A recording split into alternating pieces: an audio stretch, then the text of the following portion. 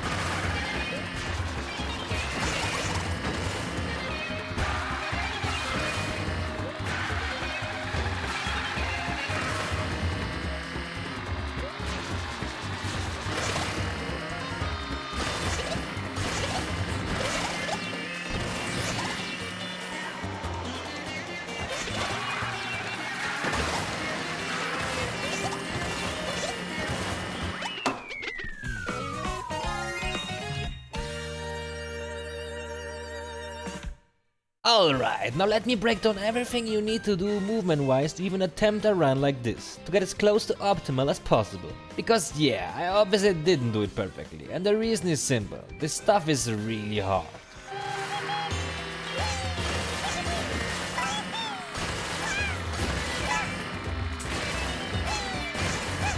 Alright, quite a few tricks up to this point, so let's get into the breakdown. Right off the start, after hitting the starting boost, he moves over to the sand pile on the side and uses it to land a trick, giving him extra speed onto the railing. Once he's on the railing, he does a trick to the right to keep momentum through the corner, then hits a normal trick that sends him straight onto the first rope. And trust me, that angle is not forgiving. While riding the first rope, he holds it steady until doing a trick to the right to transition cleanly to the second rope, all while keeping his speed. That speed's key, because just after grabbing the coin, he immediately throws out another trick to the right to land on the wall. He rides the wall all the way to the end, then hits another trick to the right, and right after that, chains multiple tricks to the left to drop into the next section below. Now I didn't go for that final trick sequence after the wall, because honestly, I just can't get the timing down. So yeah, I took the time loss on purpose.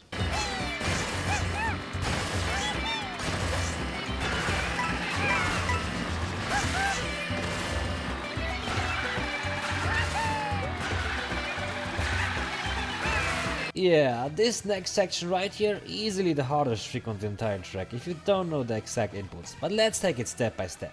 After landing on the rope from the balcony, he immediately throws a trick to keep the speed up. Then he hops off the section straight into the next one, already adjusting his angle so he can line up all 3 coins before going to the corner, where the hardest trick happens. Now I didn't always get those coins, especially the third one, and that's mostly because I couldn't quite adjust my angle perfectly enough to still make the following trick. Here's the crazy part, hits a drift boost there and immediately goes into a short jump for max speed, which I am not able to do, that's seriously impressive. He holds that, releases at just the right angle, hits a trick to the right and most importantly shakes his controller to land a second trick right after. Without a second trick, he'd slam straight into the wall and lose all his speed. And after that chaos, he still manages to glide perfectly through both corners on the way down, and trust me, that depends a lot on how you land after the first jump. And honestly, without the Mario Kart World Discord, I'm not even sure I would have figured out the inputs needed to pull off that corner trick at all.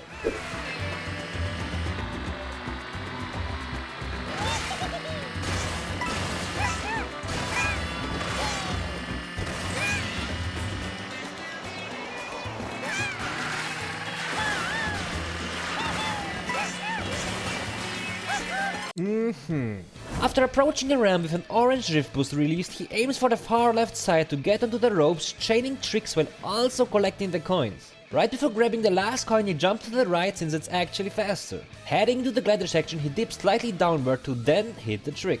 It doesn't give a speed boost, but I think it just helps with better alignment going to the drift around the corner. Then he pops the mushroom to round the corner, grabs the coin on the stairs, throws out 2 more tricks on them and lands back on the railing, finishing off lap 1. Now for laps 2 and 3, the biggest difference is that instead of going far left at the ramp again, he goes for a charged jump straight off it like this.